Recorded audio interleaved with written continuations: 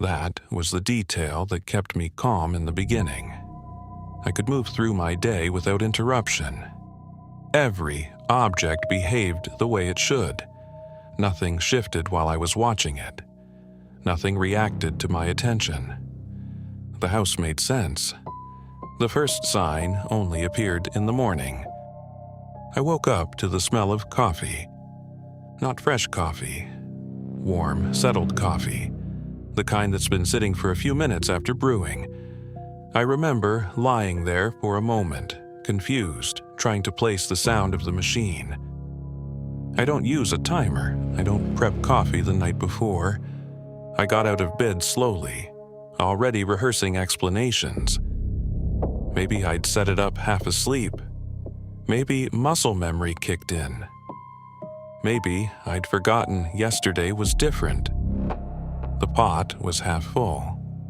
Still warm. The filter had been used correctly. Grounds measured the way I always did it. Slightly uneven, heavier on one side because I never bothered leveling them. That detail bothered me more than anything else. I drank the coffee anyway. That was the mistake. The next morning, the trash had been taken out. Not moved closer to the door. Not tied loosely the way I did it when I was rushing. Gone. The can had a new liner in it. The roll under the sink had been torn at the perforation, not cut or ripped. Neat, intentional. I stood there longer than I needed to, staring at the empty can. Nothing was missing. Nothing was out of place. It looked like something I would have done on a good day. I started checking my phone in the mornings. No texts, no calls, no sleep-tracking anomalies. My alarm history showed nothing unusual. I hadn't walked any unusual distances overnight. Everything pointed to one conclusion: I had slept through it. That explanation held until the shower. The bathroom mirror was still fogged when I walked in, like someone had just stepped out. The towel on the rack was damp, not wet but used. Folded back the way I did it when I planned to use it again later. I hadn't showered. The water heater hadn't run long enough to explain residual heat from the day before. I knew that, because I'd checked once when the heater started acting up years ago. Old habits die hard. That was the first morning I didn't leave for work right away. I sat at the kitchen table and tried to reconstruct the night before, what I ate, what time I went to bed, whether I'd woken up at all. I remembered nothing between closing my eyes and opening them again. The day passed normally. That became the pattern. Nothing happened while I was conscious. No strange noises, no movement, no sense of being watched. The house behaved the way houses do. Quiet, predictable, forgettable. Then I'd wake up and find evidence of use. The laptop opened to a page I'd looked at days earlier, not random browsing. The same article, scrolled to the exact spot I'd stopped reading. The cursor blinking in the search bar like it had been waiting. Dishes in the drying rack. Washed, but not put away. One plate missing from the cabinet and sitting on the counter, clean. My shoes by the door, laced the way I did it when I planned to wear them again soon. Nothing was damaged. Nothing was wrong. Everything was continued. I stopped setting things up at night. I left the coffee machine empty. I made sure there were no clean towels. I shut down the laptop completely instead of letting it sleep. The mornings adjusted. A mug rinsed and left upside down on the counter. A towel taken from the linen closet instead. The laptop open again, this time already logged in, brightness lowered to what I preferred. It knew my preferences. That's when the fear stopped feeling sharp and started feeling dull. Like something that had always been there, finally acknowledged. I bought a cheap notebook and left it on the bedside table. The first morning, it was open to a blank page. The pen was uncapped, no writing, just readiness. I didn't write in it, I didn't move it. I started sleeping lighter after that. Not consciously, my body just refused to sink all the way down. I'd wake up several times a night with the sense that I'd missed something important. But there were no sounds, no shadows, no interruptions. Whatever was happening waited. The worst mornings were the ones that felt considerate. My lunch packed neatly in the fridge. The thermostat adjusted slightly lower, exactly where I liked it. My phone charged, unplugged, and placed screen down on the nightstand so the light wouldn't bother me. No messages sent, no calls made, just maintenance.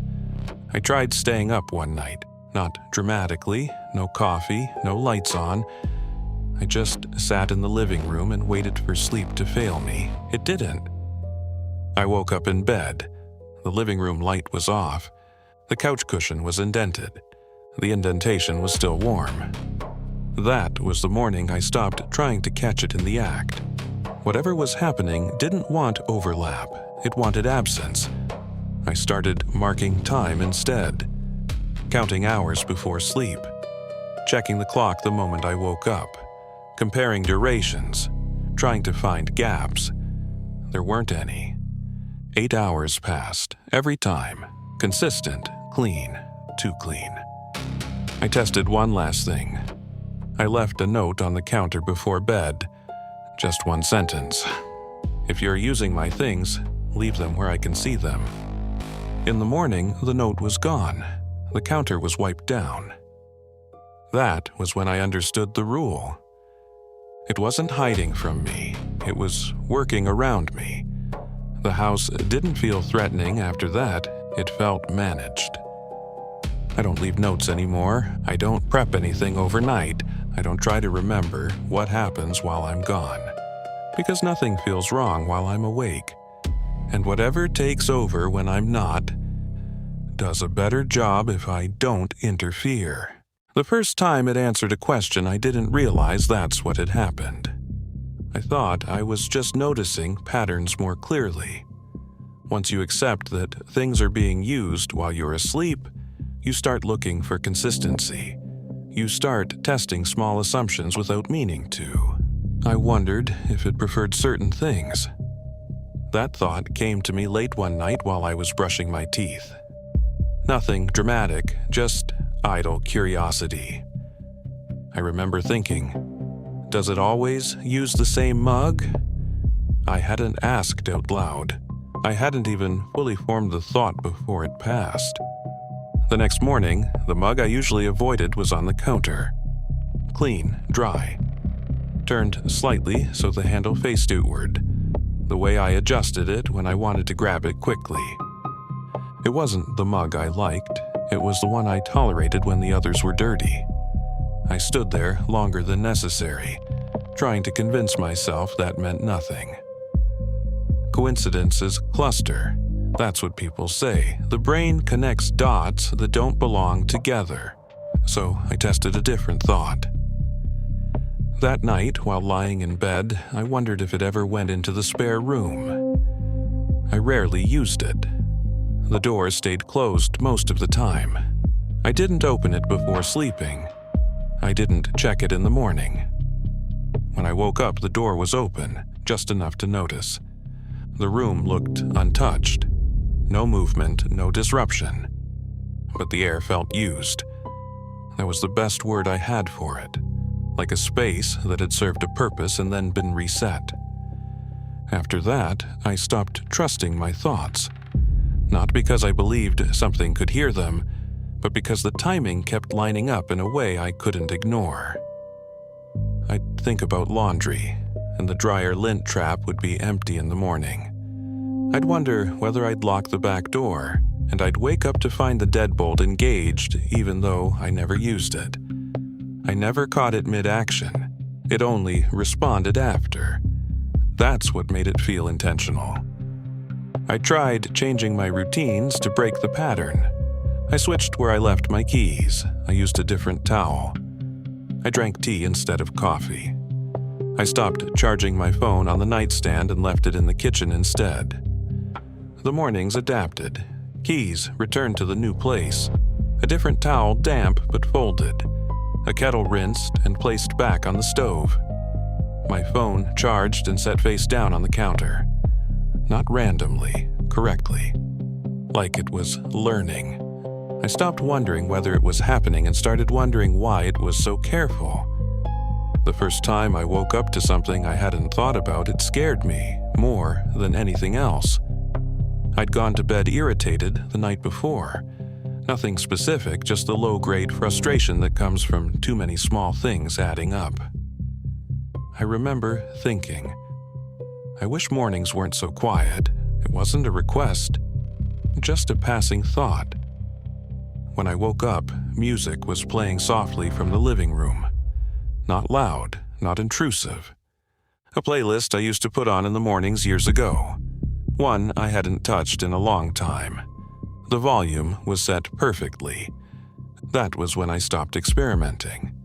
Because whatever was happening wasn't just reacting to actions anymore. It was anticipating. I started keeping my mind busy before sleep. Podcasts, audiobooks, noise, anything to avoid idle thoughts. The mornings stayed quieter when I did that. On the nights I forgot, things felt helpful. The thermostat adjusted slightly when I slept poorly. The blinds cracked just enough to let in light on days I had early meetings. The fridge stocked in a way that made sense for what I usually ate next. Not things I'd planned, things I would have planned. That's when I realized something I didn't want to accept. It wasn't just using my things, it was continuing my intentions. I tested one final boundary without meaning to. I fell asleep thinking about my schedule the next day, mentally listing what I needed to do, what I might forget, what would slow me down. When I woke up, my bag was packed, not for a trip, for the day. Laptop inside, charger coiled properly, notebook I'd mentioned needing the night before tucked into the front pocket. The bag was by the door. Ready. I didn't touch it, I didn't open it. I sat at the kitchen table and waited for the feeling to pass. It didn't. I left the bag where it was and went to work, empty-handed. When I came home, the bag was gone. The closet door was closed. The space where it had been felt deliberately empty. That night, I slept badly. The morning after that was quiet again. No adjustments, no corrections, no responses. It felt restrained, like I'd disappointed it. I realized then that the mornings weren't random. They were answers. Answers to questions I hadn't meant to ask. Solutions to problems I hadn't verbalized. Preparations for things I hadn't committed to. It wasn't trying to replace me, it was trying to help, on its terms. I learned to be careful about what I wondered about before bed. I learned to stop rehearsing my days in my head. I learned to let mornings be incomplete, because the more direction I gave it, even unintentionally, the more it took responsibility for finishing my thoughts, and I didn't know how far that went. I still don't. But I know this now. If you let something handle your absence long enough, it stops needing instructions. I didn't realize it knew my schedule until the day it adjusted for something I hadn't told anyone. I woke up late that morning. Not dramatically late, just enough that I should have been rushed. My alarm hadn't gone off, which was unusual, but not unheard of. I remember sitting up in bed, already calculating what I could skip to make up the time. Then I noticed the silence. No traffic noise, no neighbor's door, no hum from the street. The blinds were open farther than I usually left them, letting in a softer light than normal. Not bright enough to wake me suddenly, just enough to ease me into consciousness. My phone was on the nightstand, unlocked. A calendar notification sat on the screen. Meeting canceled. I hadn't checked my email yet, I hadn't touched my phone, but the notification was real. When I picked it up, the message was there, time-stamped from early that morning. The coffee was already made, not fresh, warm. The house felt prepared. I didn't question it right away. That was the dangerous part. It all made sense in isolation. A canceled meeting, a late alarm, a forgiving morning. It wasn't until I sat down at my desk that something finally felt wrong. The file I'd been working on the night before was open. Not just open, advanced. Sections I'd planned to revise were already adjusted. Sentences rewritten in my style. Not better, not worse, finished. I scrolled slowly, reading every line. There were no changes I disagreed with. That should have terrified me. Instead, I felt a strange sense of relief. The rest of the day followed that same pattern. Every delay smoothed out. Every potential inconvenience quietly removed before it could happen. When I forgot to eat, there was food already prepped in the fridge. When I nearly missed a call, my phone rang again minutes later, as if whoever was on the other end had been asked to wait. Nothing overt, nothing impossible. Just timing that favored me. That night, I didn't sleep well.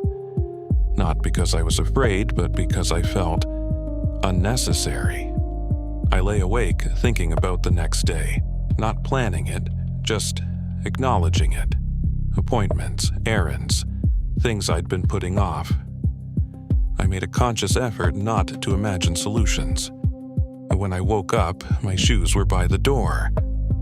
Not the pair I wore most often. The pair that made the most sense for rain. Outside, the street was wet. The weather app confirmed it had rained overnight. Light, brief, already passed. I hadn't checked the forecast. The house had. That was the first time I considered the possibility that it wasn't just responding to me.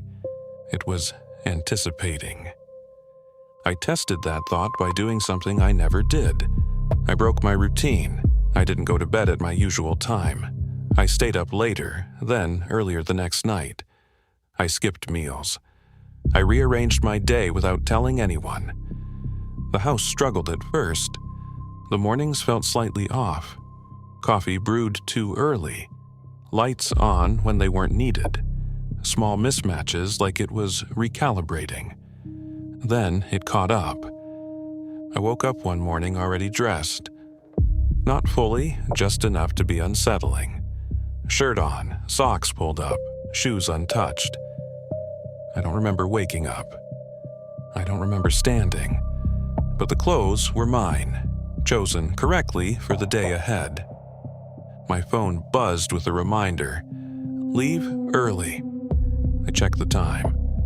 I should have had plenty of it. I didn't. Traffic was worse than usual. An accident I'd missed by minutes had slowed everything down. If I'd left when I normally did, I would have been stuck in it. I arrived exactly when I needed to. That was the day I stopped trying to outpace it. I started noticing the adjustments before they happened. The way the lights shifted at night, dimming earlier when I was more tired. The way the house stayed warmer on days I didn't feel well. The way objects I hadn't used in months reappeared just before I needed them. It wasn't random. It wasn't guessing. It knew what came next. The realization didn't come all at once. It settled in gradually, like a thought you don't want but can't stop returning to. I wasn't being observed. I was being scheduled. The worst moment came on a Sunday. I had no plans, no obligations, no reason to be anywhere. I went to bed feeling restless, unsure why. When I woke up, my bag was packed again. Not the work bag, a different one. Inside were things I only used for one purpose, items I hadn't touched in years, documents I'd forgotten I still had, keys I didn't recognize at first. I stood in the doorway, holding the bag, and felt something I hadn't felt before. Not fear, expectation. My phone vibrated. A message from a number I didn't have saved. "You'll need this today." No name, no explanation. I didn't respond. I didn't leave. The house felt tense that day. Not hostile, not angry, delayed. Lights stayed on longer than necessary. The air felt heavy, like a room waiting to be used. Objects were left half-adjusted, as if something had started and stopped. That night, I slept poorly. The morning after that was quiet again. Too quiet. The bag was gone. Everything returned to normal, but the feeling didn't leave. I understood then that it wasn't controlling me. It was compensating. For indecision, for hesitation, for the moments where I didn't know what came next. It filled the gaps, and the longer it did that, the less room there was for me to change anything. I don't fight it anymore. I don't try to surprise it. I don't stay up late wondering what I'll do tomorrow. I let the days come as they're prepared. Because the last thing I learned, the thing I don't tell anyone, is this. Whatever it is doesn't just act when I'm gone. It doesn't just answer when I'm absent. It knows where I'm supposed to be, and it's very good at making sure I get there.